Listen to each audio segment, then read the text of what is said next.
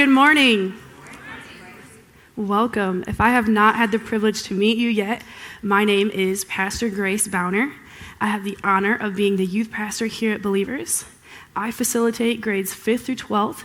We have our Sunday morning class and then Sunday evening youth group. It's a great time.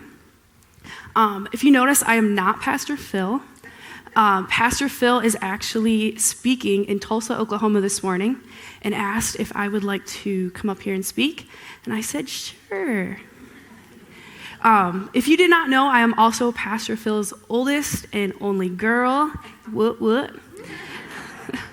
I am married to my amazing husband, Christopher. We will be married 3 years this week. Yeah, thank you. I also have a stepdaughter, Sophia. She's 5. She's so much fun.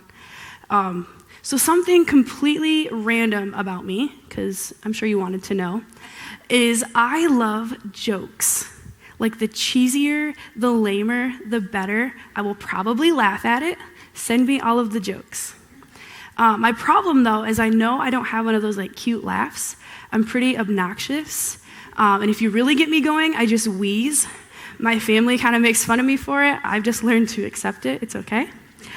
So I figured I'd start with something I love, and that's jokes. And if this message does not go well, I'll know I at least made you laugh at some point. So here we go. A police officer pulls over a carload of nuns. The officer says, "Sister, this is a 65-mile-per-hour highway. Why are you going so slow?" The sister says, "Sir, I saw a lot of signs that said 22, not 65. The officer says, "Oh, sister, that's not the speed limit. That's the name of the highway you're on." The sister says, "Oh, silly me. Thanks for letting me know. I'll be more careful." At this point, the officer looks in the back seat where the other nuns are shaking and trembling, and he says, "Excuse me, sister, what's wrong with your friends back there? They're shaking pretty bad." The sister says, "Oh, we just got off Highway 119. All right. Okay, I got one more. Little Johnny walks up to his friend and asks, "What did the stop sign say to the yield sign?" His friend replies, "Gee, Johnny, I don't know." Johnny says, "I don't know either. They were speaking sign language." So you're probably like, why the heck are you telling jokes about the road and road signs? Well, the title of my message this morning is called A Yielding Heart. I want to discuss what it looks like when you yield your heart to God and what God can do through you through a yielded heart. So I don't know about you, but when I hear the word yield, I instantly think of a yield road sign. A yield sign is used to tell us to slow down or be prepared to come to a full stop. But Pastor Phil usually tells us that there's more to words than we think, so I did some more digging. And yield also means to surrender, to submit, to turn over, or relent. And in preparation for this message this morning, I noticed something interesting about a yield sign. If you look close enough, a yield sign is actually shaped similarly to a heart. So when we yield our hearts to God, we're just submitting our hearts back to Him.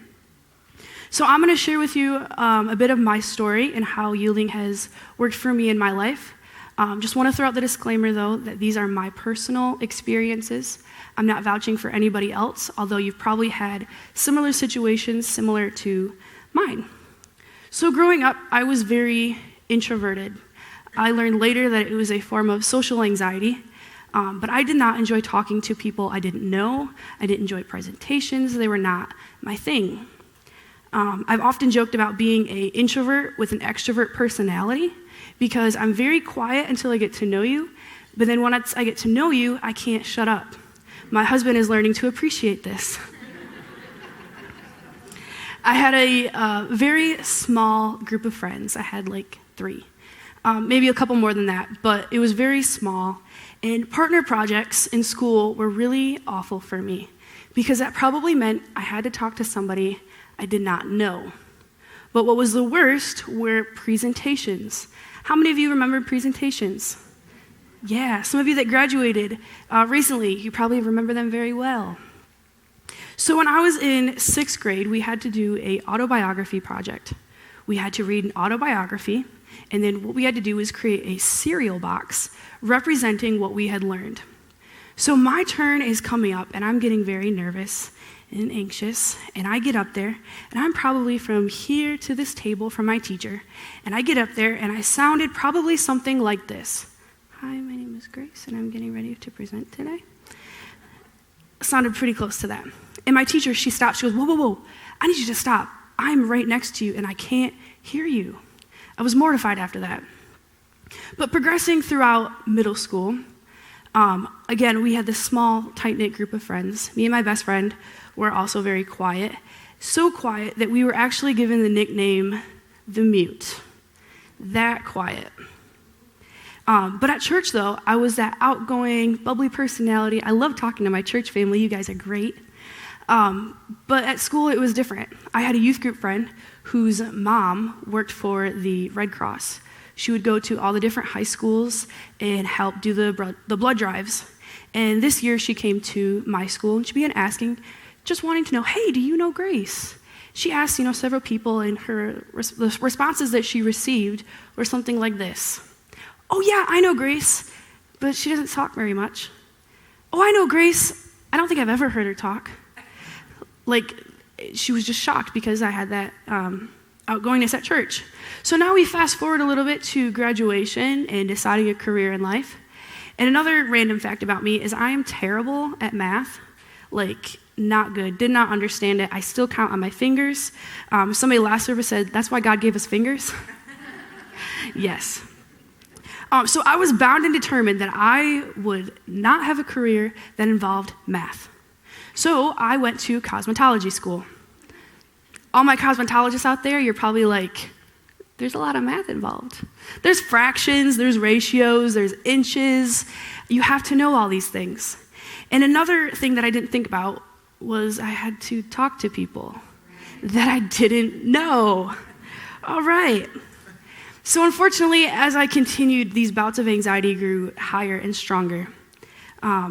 As you enter into adulthood, you begin having to do things on your own, like phone calls, scheduling your own appointments.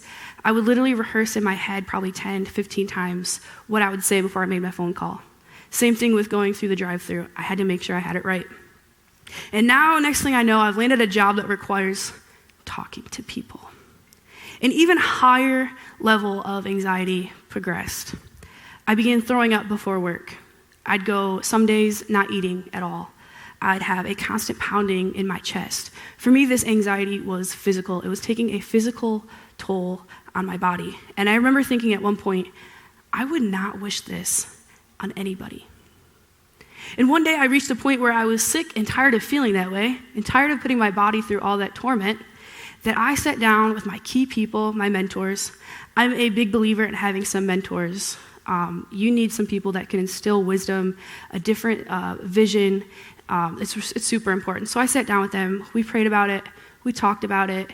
And I sought out a counselor, specifically a Christian counselor, because I knew that I could not do this without God's help.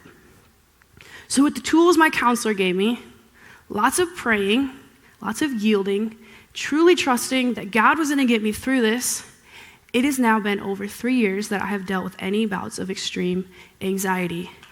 Yeah, thank you. And let me tell you, it is freeing. It's like a physical weight has been lifted off my body, which I think that leads me to this next point, is the more you yield, the more you are healed. The more you surrender, the more God is going to take away those things that are controlling you. So for me, the anxiety was controlling my life. I had to get rid of it. I also believe that this was a huge preparation in my life because shortly after I gained control, I got hired in at Believers to be the youth pastor. I spoke a few months ago, and I liked it so much, I asked if I could do it again, which is huge for me, asking to speak in front of people. So yielding is just surrendering the things that are taking control over our lives and letting God take control. So maybe for you, it's not yielding anxiety. Maybe you've never dealt with anxiety in your life, and I pray that you never do. But maybe for you, you need to yield the internet.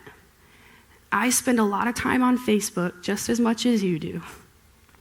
Maybe for you, you need to yield the company you keep around. Pastor Phil shared with us a couple weeks ago, we tend to respond or act accordingly to the 5 closest people we have in our lives. Who are you keeping around? What is it that you need to surrender? Because remember, when we yield, we get healed. I think a great example of somebody who learned to yield or was good at yielding was Abraham. Who remembers Abraham in the Bible? You've probably heard of him before. I'll give you a quick synopsis of Abraham and his wife.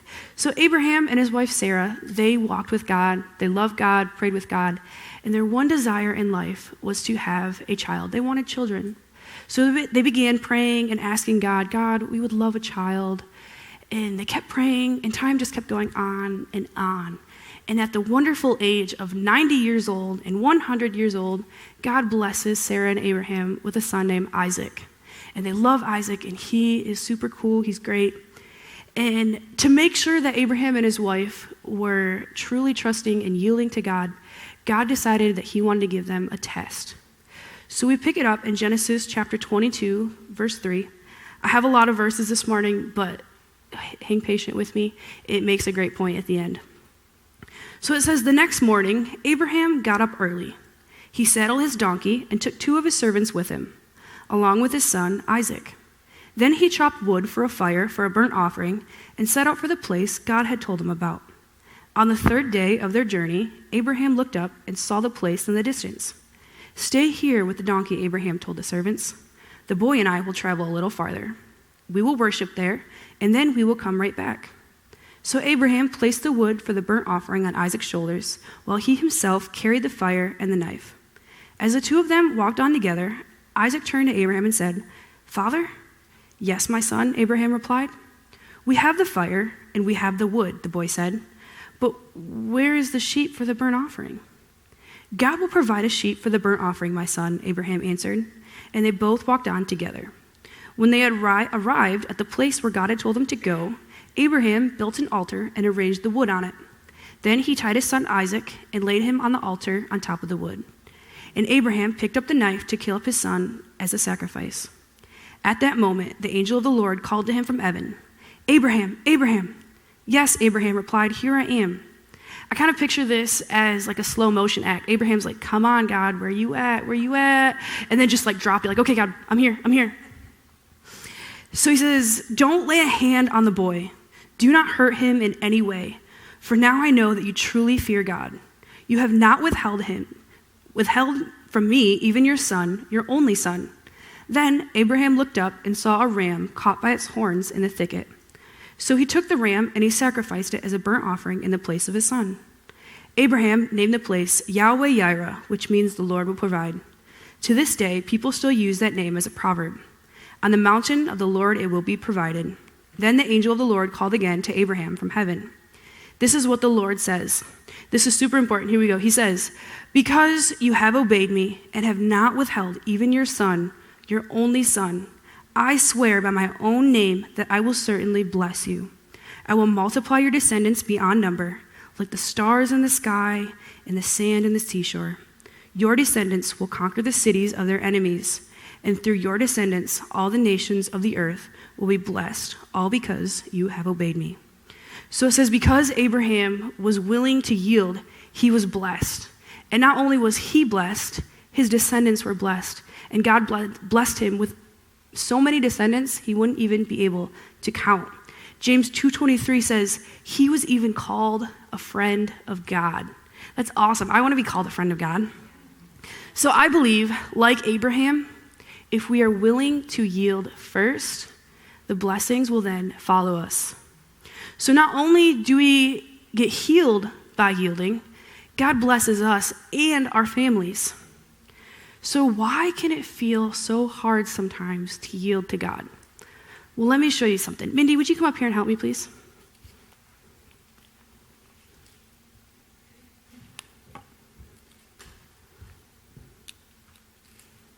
So I'm going to play some music, and Mindy's going to put these on and follow my directions.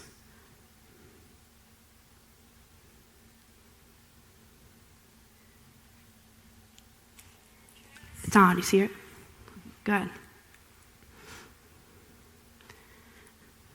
Mindy, I want you to raise your hand. Can you raise your hand? Mindy, will you stand on one foot? Mindy, will you jump up in the air for me? Awesome. Okay, I'm going to give the same directions again. Mindy, will you stand on one foot, please? Mindy, can you raise your hand? Can you jump up in the air for me? Awesome. Let's give Mindy a hand clap. Thank you. So you're probably like, what the heck does that have to do with anything?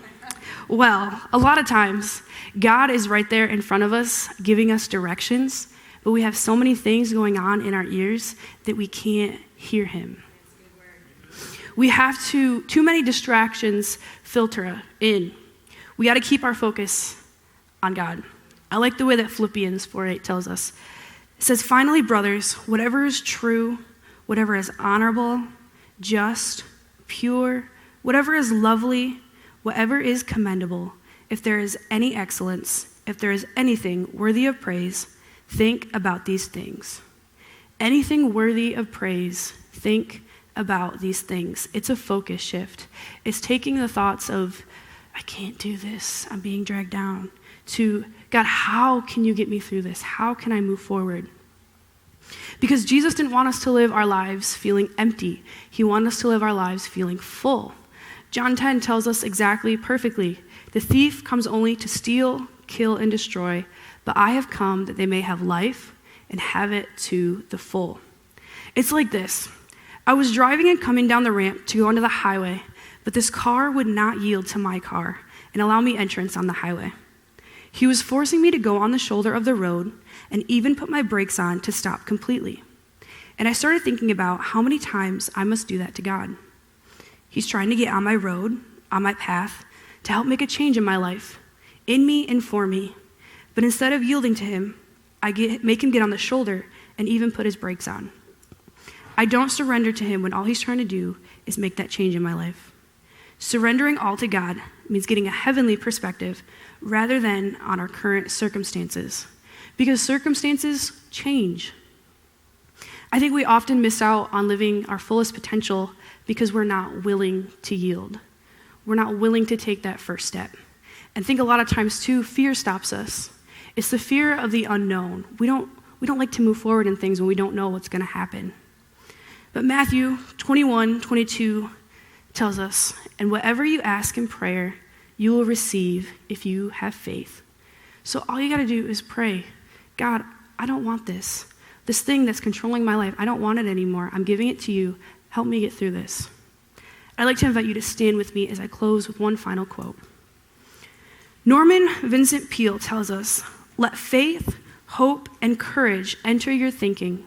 Fear is strong, but faith is stronger yet. Let your faith be stronger than your fear. I'd love to pray with you. God, I thank you for each person here. Reveal to all of us an area that we need to yield or surrender to you. I thank you that you're freeing us from the things that have taken control over our lives, and you're allowing us to trust you too. I thank you for health and safety over all of us as we continue on with the rest of our weeks. I thank you for protection over all of us as we travel on our vacations this summer. We love you and we thank you. In Jesus' name, amen.